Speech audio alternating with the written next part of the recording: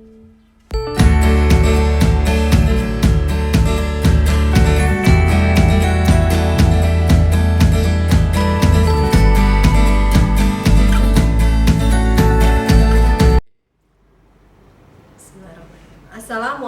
warahmatullahi wabarakatuh. Salam sehat, sehat Indonesiaku, bersyukur. Saya Emi Inayah Sari Siregar SKM MKes, dosen Prodi Diploma 3 Gizi, jurusan Gizi, Politeknik Kesehatan Kemenkes Medan. Setelah menamatkan pendidikan magister pada program studi Magister Ilmu Kesehatan Masyarakat, minat studi Administrasi dan Kebijakan Gizi Masyarakat di Universitas Sumatera Utara, saya dipercayakan untuk mengajarkan beberapa mata kuliah, antara lain mata kuliah Ilmu Kesehatan Masyarakat, mata kuliah Gizi dan Diet, mata kuliah Sosiologi dan Antropologi Gizi, serta mata kuliah Psikologi. Dari beberapa mata kuliah yang saya paparkan di atas, mata kuliah Ilmu Kesehatan Masyarakat merupakan mata kuliah yang saya pilih sebagai mata kuliah andalan. Sebab pembelajaran tentang masalah kesehatan masyarakat, program dan pelayanan kesehatan secara preventif, promotif, kuratif, dan rehabilitatif, terutama di bidang gizi, dalam mata kuliah Ilmu Kesehatan Masyarakat, guna menghasilkan tenaga kesehatan masyarakat yang terampil, khususnya pada bidang gizi. Ilmu Kesehatan Masyarakat merupakan mata kuliah yang bertujuan untuk meningkatkan pengetahuan peserta didik mengenai pentingnya kesehatan masyarakat, program kesehatan di tingkat nasional, di tingkat kabupaten kota, dan puskesmas, serta pelayanan kesehatan dalam bentuk preventif, promotif, kuratif, dan rehabilitatif. Mata kuliah Ilmu Kesehatan Masyarakat memiliki bobot SKS sebanyak 2 SKS teori. Adapun capaian pembelajaran mata kuliah Ilmu Kesehatan Masyarakat yaitu 1. Mampu menjelaskan konsep teoritis mendalam tentang ilmu kesehatan masyarakat berkaitan dengan permasalahan, program, dan pelayanan kesehatan masyarakat. Kedua, mampu mengambil keputusan secara tepat dalam konteks penyelesaian masalah kesehatan masyarakat berdasarkan hasil analisis informasi dan data. 3. Mampu melakukan pelayanan kesehatan gizi secara promotif, preventif, kuratif, dan rehabilitatif melalui analisa masalah kesehatan masyarakat. Dan yang keempat, mampu memanfaatkan dasar ilmu kesehatan masyarakat untuk mengembangkan dan memodifikasi pelayanan kesehatan masyarakat. Materi perkuliahan yang diajarkan dalam mata kuliah Ilmu Kesehatan Masyarakat antara lain konsep kesehatan masyarakat, konsep sehat dan sakit, paradigma sehat, jenis pelayanan kesehatan, kejadian luar biasa, riwayat alamiah penyakit, hubungan kesehatan dan lingkungan, keracunan makanan, tata letak penyelenggaraan makanan, standar pelayanan minimal, sarana pelayanan kesehatan, sistem rujukan pelayanan kesehatan, dan peraturan perundang-undangan kesehatan dan pangan. Perkuliahan teori menggunakan metode ceramah, diskusi, tanya jawab, role play and simulation, project based learning, dan penugasan baik secara individu maupun kelompok. Penugasan yang diberikan antara lain dengan membuat kuis, membuat paper secara berkelompok yang dipresentasikan dan didiskusikan di kelas, serta membuat video tentang pelayanan kesehatan masyarakat di bidang gizi secara role play and simulation. Sebuah tugas di-input melalui media e-learning Poltekkes Kemenkes Medan yang disingkat dengan LMED. Interaksi dengan mahasiswa dapat dilakukan melalui perkuliahan dengan metode ceramah yang dilaksanakan di ruang kelas, diskusi dan bentuk penugasan lainnya yang dilakukan di ruang kelas maupun melalui media e-learning.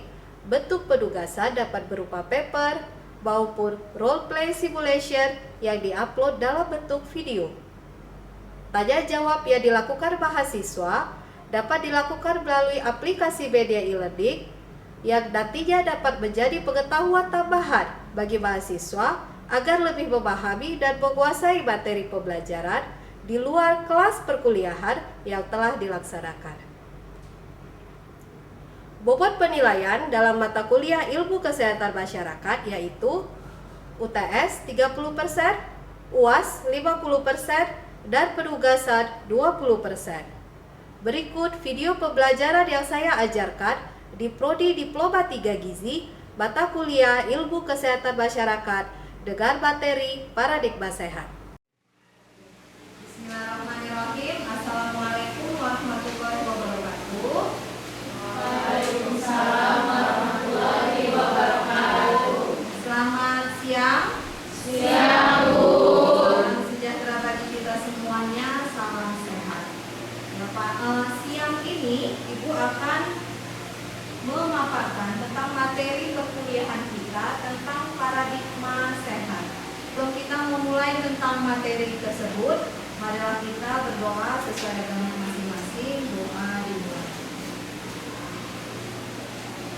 Doa selesai. Paradigma sehat merupakan salah satu materi perkuliahan, yaitu perkuliahan Ilmu Kesehatan Masyarakat yang terdiri dari beberapa materi, diantaranya konsep kesehatan masyarakat, konsep sehat dan sakit, pelayanan kesehatan masyarakat, KLB, riwayat alamiah penyakit, dan lain sebagainya.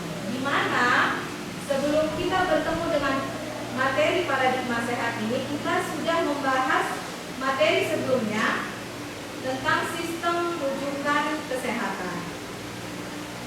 Nah, di pertemuan ke-13 ini yang membahas tentang paradigma sehat, tujuan dari pertemuan atau perkuliahan kita adalah mengetahui apa itu konsep paradigma sehat, implementasi paradigma sehat, kebijakan dan regulasi yang mengatur dan berkaitan dengan paradigma sehat, agenda paradigma sehat dalam pembangunan di Indonesia, dan sumber daya yang dibutuhkan untuk mewujudkan hal tersebut.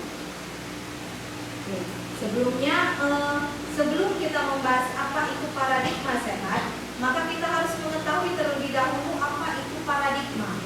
Paradigma merupakan seperangkat asumsi atau konsep ataupun nilai ataupun cara pandang yang bisa mempengaruhi seseorang atau sekelompok masyarakat untuk bertindak, bersikap, maupun bertingkah laku.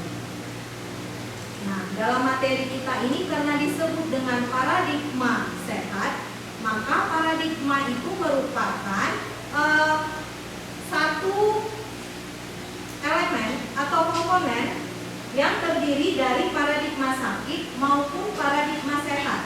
Ya, jadi paradigma kesehatan, Ibu ulangi sekali lagi, terdiri dari paradigma sakit maupun paradigma sehat. Apa sih itu paradigma sakit?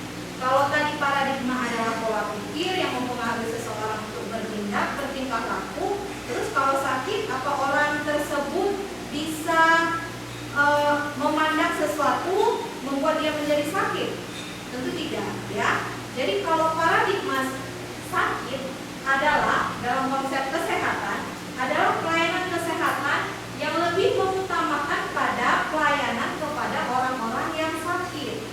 Maka dia lebih memandang sisi kuratif atau penyembuhan maupun rehabilitatif ataupun pemulihan. Jadi lebih cenderung kepada pelayanan kepada orang yang sudah sakit, diupayakan supaya orang tersebut sembuh dari penyakitnya, dan diupayakan kalau dia sudah sembuh maka bisa lebih pulih lagi kesehatannya, lebih sehat, bahkan lebih sehat dari dia sebelum sakit. Nah, itu dari paradigma sakit. Kalau paradigma sehat adalah cara pandang yang memandang bahwa segala masalah kesehatan itu dipengaruhi oleh banyak faktor dan berorientasi pada peningkatan, pemeliharaan, dan perlindungan terhadap penduduk atau masyarakat agar tetap sehat. Jadi dalam paradigma sehat, dia lebih menitik beratkan pada preventif atau upaya pencegahan maupun promotif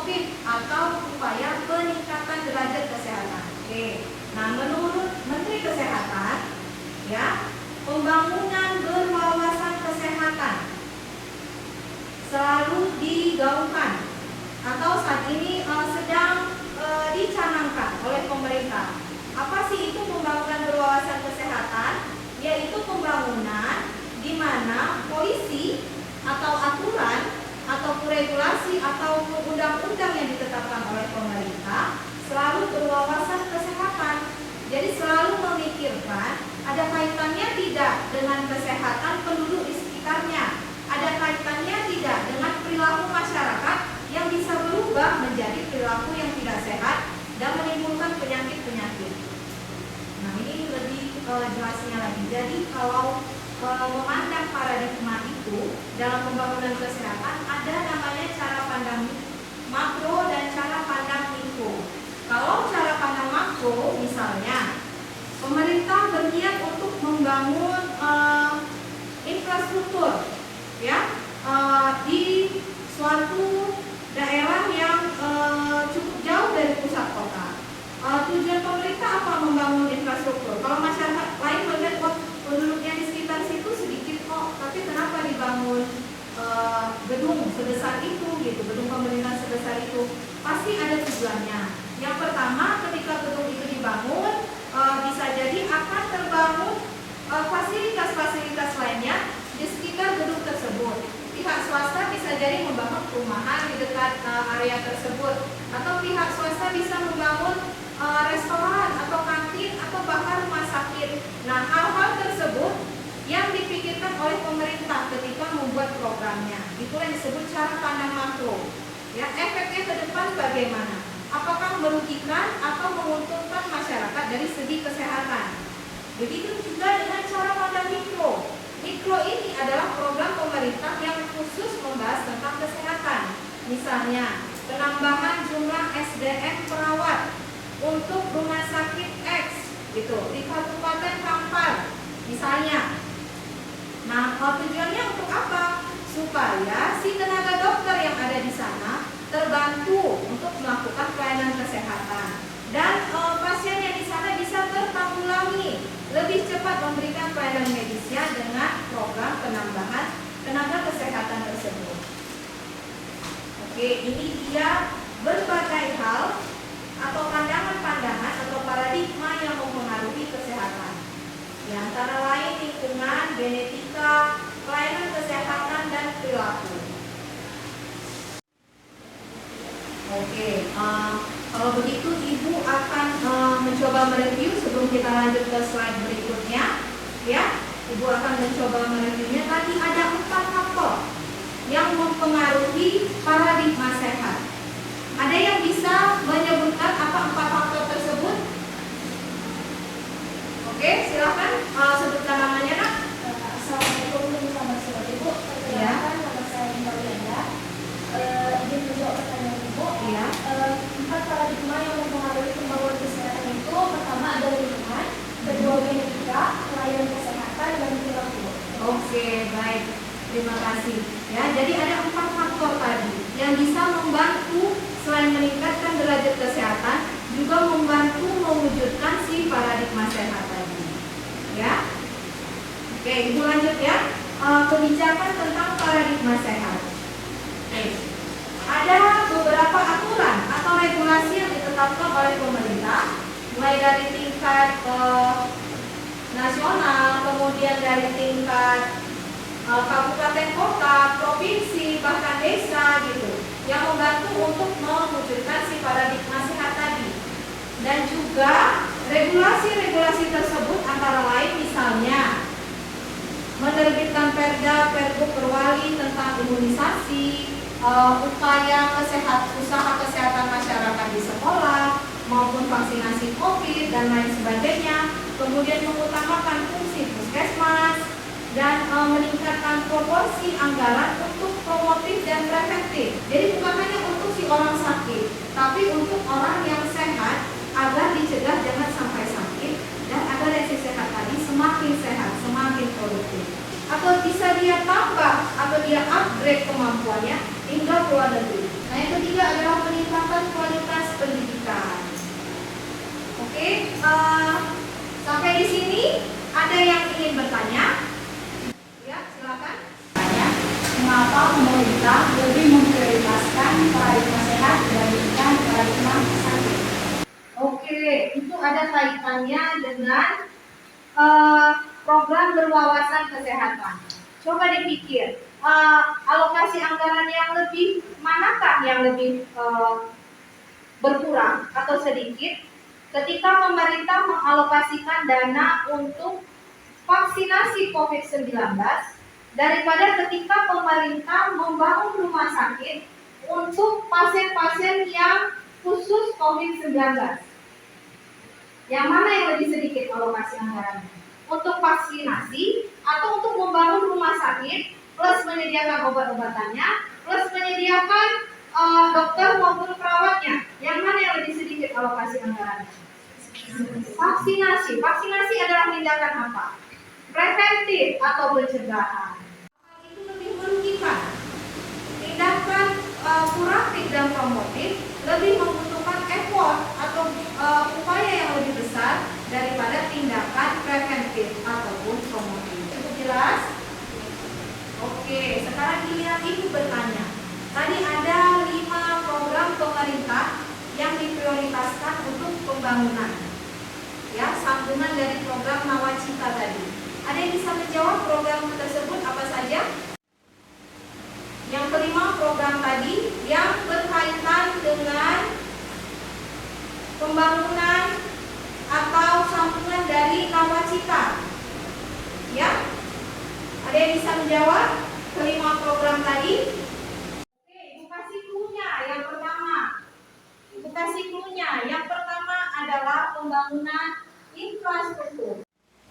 Kemudian ada pembangunan SDM kesehatan, juga ada pembangunan mengundang investor seluas-luasnya, bahkan ada reformasi birokrasi dan penggunaan APBN. Manakah di antara hal tersebut yang merupakan hal yang menyinggung dengan paradigma sehat? 5 program tadi, yang manakah yang menyinggung dengan paradigma sehat? Apakah mengundang investor? Apakah mengundang investor? Tidak. Kemudian apakah membangun infrastruktur? Tidak. Tapi apa? Yang kedua? Oke, tepat sekali. Terima kasih. Yang membangun sumber daya manusia. Nah, oke, ini untuk membangun sumber daya tersebut dibutuhkan peningkatan jumlah, distribusi, bahkan kompetensi SDM di bidang kesehatan, dan juga regulasi, juga pelatihan ataupun edukasi bagi tenaga kesehatan. Jadi bukan hanya jumlahnya saja, tapi sudah dilakukan pelatihan penyegaran, misalnya kepada tenaga perawat diberikan pelatihan gawat darurat, kepada dokter disekolahkan untuk spesialis bahkan subspesialis agar lebih mendukung pembangunan yang berwawasan kesehatan. Oke, ada yang ingin ditanyakan sejauh ini? Silakan. Ya, silakan. Selamat sore Bu, perkenalkan nama saya Jessica Sulaiman Derajat. Izin bertanya Bu, bagaimana contoh cara pandang makro dan cara pandang mikro dalam program pembangunan di Indonesia? Oke, terima kasih. Cara pandang makro dan mikro. Mikro kecil skupnya. Jadi pemerintah hanya memandang dengan program-program yang memang berkaitan langsung dengan kesehatan. Misalnya, penempatan tenaga perawat di Nusantara Sehat untuk daerah terpencil, ataupun penambahan jumlah PNS untuk fasilitas kesehatan rumah sakit, ataupun pembangunan rumah sakit di daerah terpencil. Nah, hal itu yang memang berkaitan langsung dengan cara pandang mikro pembangunan kesehatan. Adapun cara pandang makro tidak langsung program yang bernuansa kesehatan, tapi berakibat atau berdampak kepada kesehatan. Misalnya, pemerintah mau membangun mall di daerah Lauci, ya, maka pemerintah akan mengkaji mulai dari analisa lingkungannya, menimbulkan polusi atau tidak,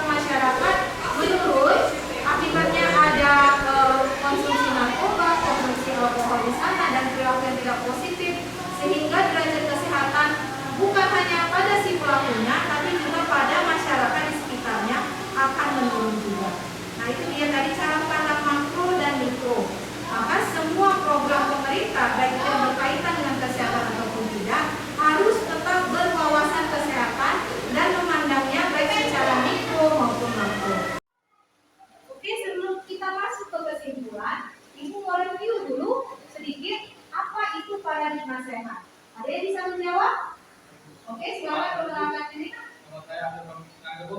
Iya. Saya akan menjawab tentang definisi paradigma sehat. Paradigma sehat adalah cara pandang yang melihat masalah kesehatan sebagai masalah yang melalui banyak faktor dan berorientasi pada peningkatan, pemeliharaan, dan perlindungan terhadap penduduk agar tetap sehat dan terhindar dari penyakit. Oke, ya. Seperti yang Ibu paparkan tadi, ya, dan juga merupakan kesimpulan kita benar yang diberitahukan oleh teman kalian tadi yang sudah dijelaskannya. Paradigma sehat tadi adalah pola pikir pembangunan kesehatan yang lebih memfokuskan atau mengkonsentrasikan pada peningkatan, pemeliharaan, dan perlindungan penduduk agar tetap sehat, bukan hanya memberikan pelayanan kesehatan kepada masyarakat yang sakit. Jadi paradigma sehat tetap memberikan pelayanan kuratif maupun rehabilitatif, tapi lebih memfokuskan atau memprioritaskan kepada pencegahan atau preventif dan peningkatan atau promotif. Nah, kesimpulan kita yang lainnya yaitu implementasi paradigma tadi seperti yang dijelaskan lebih menekankan pada upaya-upaya pencegahan, peningkatan kesehatan, dan mengikutsertakan atau memberdayakan masyarakat dalam program tersebut.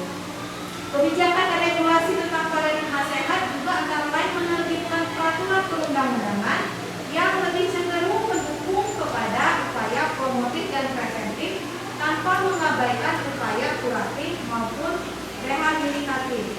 Nah, seperti yang kita tahu, program prioritas pemerintah yang menjadi agenda paradigma sehat dari 5 item: pembangunan infrastruktur, pembangunan SDM, mengundang investor, reformasi birokrasi, dan penggunaan APBN. Paradigma sehat berada pada pembangunan sumber daya manusia. Ya, untuk mendukung paradigma sehat tersebut, maka perlu peningkatan jumlah pelatihan, pengawasan SDM kesehatan, pendistribusian, dan peningkatan kompetensi tenaga kesehatan secara merata dan sesuai kebutuhan. Oke, demikian pertemuan kita kali ini. Selanjutnya kita akan bertemu minggu depan untuk materi kebijakan dan peraturan perundang-undangan kesehatan dan pangan.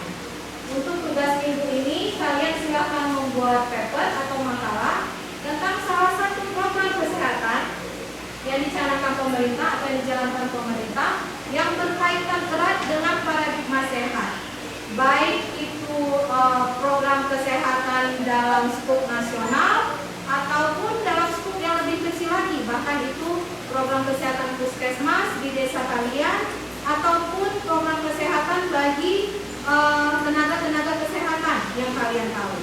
Itu bisa dijadikan dalam bentuk paper dan dikumpul melalui aplikasi e-learning Profesmed atau LMS.